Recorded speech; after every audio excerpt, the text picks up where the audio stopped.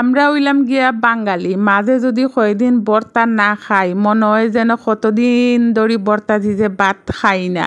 তো আজকে আমি আলু ভর্তা বানাইছি আর সাথে হইল আমের আচার। আলু ভর্তা দিয়ে আর আমের আচার দিয়া যে একটা টেস্ট আর কি, এটা যারা খাইন তারা জানবা আর কি, এটার স্বাদই আলাদা। তো আমি প্রথমে আলু ভর্তা দিয়ে আর আমের আচার দিয়া খাইলাম, ওইটার স্বাদ একরকম, আর এখন যেটা খাইমু এটার স্বাদ হইছে আর একরকম আর কি।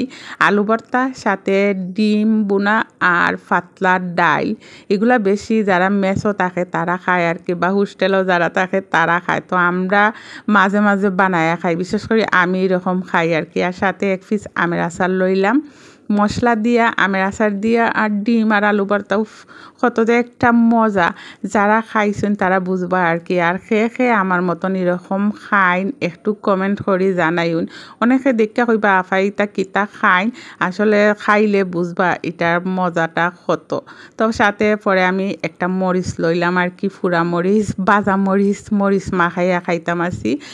আর এটার সাথে হিদল ভর্তা দিলে কিন্তু আরও বেশি মজা হয়। তো হিদল ভর্তা আসিল আমার ফ্রিজও, কিন্তু আমার মনও নাই আর কি, এটার স্বাদটা মিস করলাম। তো ভালো থাকবা সবাই।